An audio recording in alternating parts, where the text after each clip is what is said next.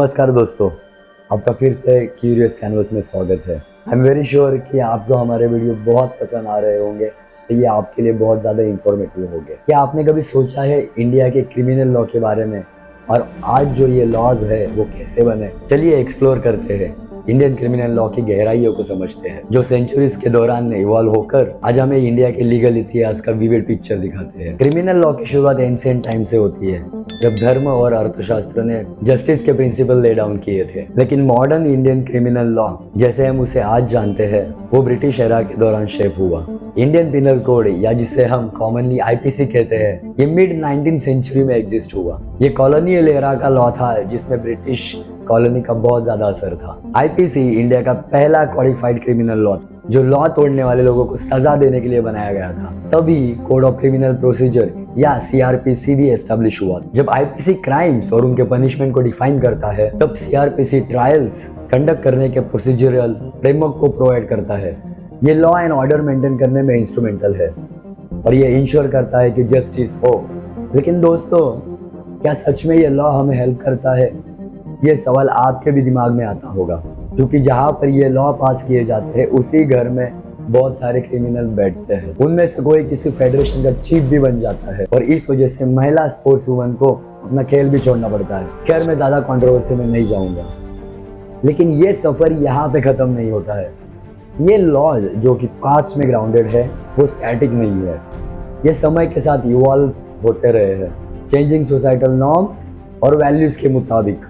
Amendments हुए हैं, नए लॉज इंट्रोड्यूस हुए हैं, सब कुछ इस सिस्टम को अधिक न्यायी और अधिक बराबर बनाने के लिए। ये लॉज हमारे समाज में बहुत ज्यादा क्रूशियल रोल प्ले करते हैं। ये सिटीजन्स के राइट्स को प्रोटेक्ट करते हैं, शांति और कानून बनाए रखते हैं और क्राइम के लिए एक डिटरेंट का काम करते हैं। ये हमारे लीगल सिस्टम के बैकबोन है, जस्टिस के गार्डियंस और हमारे राइट्स और लिबर्टीज के कस्टोडियंस। और इस तरह इंडिया के लॉज का फाउंडेशन रखा गया, एक सिस्टम जो आज भी इवॉल्व होते जा रहा है। इंडियन लॉज का सफर एक फैसिनेटिंग जर्नी है, जो हम और ज्यादा एक्सप्लोर कर रहे हैं। जैसे समाज बदलता है, वैसे कानून भी बदलने चाहिए। लेकिन इंडियन क्रिमिनल लॉ ने समय के साथ कैसे बदला है? चलिए एक्सप्लोर करते हैं इंडियन क्रिमिनल लॉ के इवोल्यूशन। इंडियन क्रिमिनल लॉ ने बहुत ज्यादा अमेंडमेंट्स देखे हैं। पहले ही 19th सेंचुरी में इंडियन पिनल कोड एस्टेब्लिश हुआ, जो क्रिमिनल कंडक्ट के पूरे स्पेक्ट्रम को गवर्न करने के लिए बनाया गया था। ये comprehensive code British legal system से इन्फ्लुएंस्ड होकर इंडिया के क्रिमिनल लॉ का फाउंडेशन बन गया। लेकिन सिग्निफिकेंट चेंजेस तब दिखाई दिए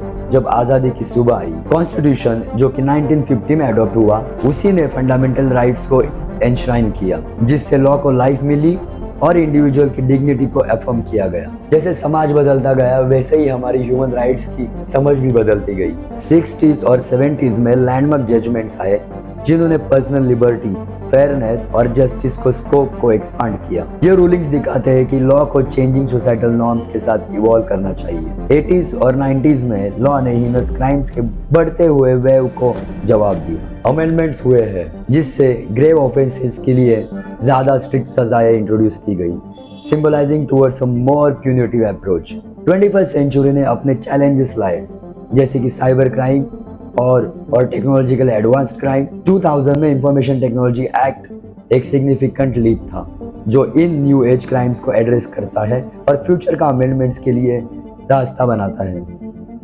आज इंडियन क्रिमिनल लॉ कंटिन्यू करता है इवॉल्व होने में, हमारे समाज के कॉम्प्लेक्सिटीज को मिरर करते हुए। Recent amendments, for example contemporary issues जैसे सेक्सुअल हरासमेंट, चाइल्ड अब्यूज और साइबर क्राइम को इफेक्टिवली टैकल करने की कोशिश करते हैं। ये लॉज हमारे समाज में एक क्रिटिकल रोल प्ले करते हैं, जस्टिस अपहोल्डिंग में, सिटीजन्स की प्रोटेक्शन में और एक इक्विटेबल सोसाइटी की तरफ काम करते हैं। ये अमेंडमेंट्स इंडिया के क्रिमिनल लॉ की कंटिन्यूअस इवैल्यूएशन का एक और स्टेप है। अब चलिए मैटर के दिल में दाखिल हो जाते हैं। The 3 recent criminal law amendment bills जो लोकसभा में हाल ही पास हुए हैं। पहला बिल जो हम देखेंगे वो है क्रिमिनल लॉ अमेंडमेंट बिल। ये अमेंडमेंट सेक्सुअल ऑफेंसेस के खिलाफ विमेन और चिल्ड्रन के लिए लीगल प्रोविजंस को स्ट्रेंथन करने का इंटेंट रखता है।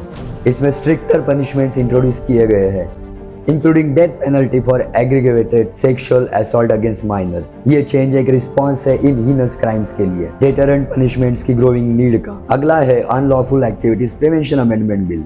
ये बिल टेररिज्म को रोकने के प्रयास में लाया गया है। ये बिल टेररिज्म को रोकने का प्रयास करता है, अलाउइंग द गवर्नमेंट वो इंडिविजुअल्स को टेररिस्ट डेजिग्नेट करने का पावर देता है अगर वो टेररिज्म के एक्ट में इन्वॉल्व होते हैं। फोकस यहाँ है एक कॉम्प्रहेंसिव अप्रोच प्रोवाइड करना towards fighting the terror menace. Finally हमारे पास National Investigation Agency Amendment Bill है। ये एनआईए को और पावर देने का एम है टेररिस्ट एक्टिविटीज इन्वेस्टिगेट करने में।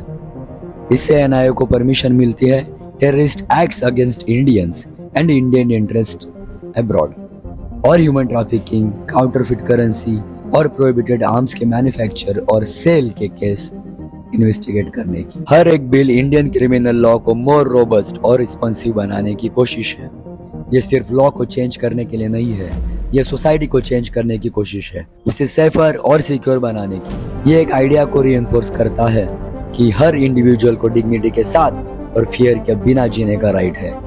ये अमेंडमेंट्स हमारे चेंजिंग टाइम्स और लॉज के पेस के साथ होने की नीड को हाईलाइट करते हैं। ये इंडियन लीगल सिस्टम का कमिटमेंट दिखाते हैं जस्टिस अपहोल्ड करने में, सिटीजन्स को प्रोटेक्ट करने में और एक इक्विटेबल सोसाइटी के तरफ काम करने में। ये अमेंडमेंट्स इंडिया के क्रिमिनल लॉ की कंटिन्यूअस इवोल्यूशन का एक और चैप्टर है। भारत के क्रिमिनल लॉ का सफर जब से शुरू हुआ था तब से लेकर अब तक वो एक बहुत फैसिनेटिंग जर्नी है। हमने एक इतिहास के मेज में घूमकर अपने क्रिमिनल लॉ सिस्टम के रूट्स को एक्सप्लोर किया, उसके इवोल्यूशंस को समझा और हाल ही में हुए अमेंडमेंट्स को जिसे हमने देखा है उसने अपने लैंडस्केप को कैसे रिशेप किया है। चलिए एक क्विक रिकैप करते हैं। हमने देखा इंडियन क्रिमिनल लॉ के कॉम्प्लिकेटेड एस्पेक्ट्स को, उसकी कॉम्प्लेक्सिटी को और ये कैसे हमारे जस्टिस सिस्टम के फाउंडेशन का काम करते हैं। फिर हमने अपने क्रिमिनल लॉ के ट्रैजेक्टरी को ट्रेस किया, उसके शुरुआत दिनों से लेकर कॉलोनियल एरा के दौरान, फिर पोस्ट इंडिपेंडेंस पीरियड तक, जिसमें हमने ग्रेजुअल चेंजेस और एडेप्टेशन देखे। हमारा सफर और भी गहरा हुआ जब हमने हाल ही में हुए अमेंडमेंट्स को एग्जामिन किया। लोकसभा में 3 खास बिल्स पास हुए हैं, हर एक केयरफुली डिजाइन ताकि वो हमारे समझ के कंटेम्परेरी चैलेंजेस को एड्रेस करे। यह अमेंडमेंट सिर्फ लॉ में चेंजेस नहीं है, बल्कि ये हमारे समाज के जस्टिस, फेयरनेस और ह्यूमन राइट्स को समझने का इवॉल्विंग रिप्रेजेंटेशन है। इन लॉज और उनके इम्प्लीकेशंस को समझना सिर्फ लीगल स्कॉलर्स के लिए ही नहीं, बल्कि हम सिटीजन्स के लिए भी एक जिम्मेदारी है। हमारे लॉज हमें गवर्न करते हैं, हमारी सोसाइटी को शेप करते हैं और हमारे एक्शंस को गाइड करते हैं। ये हमारी परसेप्शन को राइट और रॉन्ग का इन्फ्लुएंस करते हैं और हमें मदद करते हैं इस कॉम्प्लेक्स दुनिया में नेविगेट करने में। हमारी क्रिमिनल लॉ स्टैटिक नहीं है, वो रिस्पॉन्सिव और अडैप्टिव है। हमारी सोसाइटी के नीड्स के हिसाब से बदलते हैं। वो हमारी कलेक्टिव कॉन्शियसनेस का रिफ्लेक्शन है जो हमारे वैल्यूज, बिलीफ और एस्पिरेशंस को एम्बॉडी करते हैं। तो जैसे हमने देखा, भारत के क्रिमिनल लॉ का सफर एक हिस्टोरिकल रेलिक नहीं है जो सिर्फ दूर से देखा जाए। यह एक लिविंग, ब्रीदिंग नैरेटिव है जो हर दिन लाखों भारतीयों की कहानियों से जुड़ा हुआ है। ये एक कहानी है जो हमेशा लिखी जा रही है, एक जो हम सब हिस्सा है। और जब हम फ्यूचर की तरफ बढ़ते हैं, हमें एक्सपेक्ट करना चाहिए कि हमारे क्रिमिनल लॉ कंटिन्यू करेगा इवॉल्व होना, हमारे समाज के चेंजिंग नीड्स और वैल्यूज को रिफ्लेक्ट करते हुए। आफ्टर ऑल, लॉ सिर्फ एक सिस्टम नहीं है, वो एक लिविंग एंटिटी है जो हमारे साथ ग्रो करता है और हमारे साथ चेंजेस करता है। तो दोस्तों, हमें ये याद रखना चाहिए कि हमारे लॉज हमारे एक्शंस को गाइड करते हैं, हमारी सोसाइटी को शेप करते हैं और हमें बताते हैं कि क्या सही है और क्या गलत है। तो दोस्तों, ये था हमारा सफर इंडियन क्रिमिनल लॉ के बारे में। अगर आपको ये आज का वीडियो पसंद आया हो तो प्लीज लाइक करें, कमेंट करें और शेयर करें। और हाँ, इस चैनल को सब्सक्राइब करना ना भूलें ताकि आप हमारे फ्यूचर वीडियोस को मिस ना करें। हम मिलेंगे आपको नेक्स्ट वीडियो में, तब तक के लिए धन्यवाद।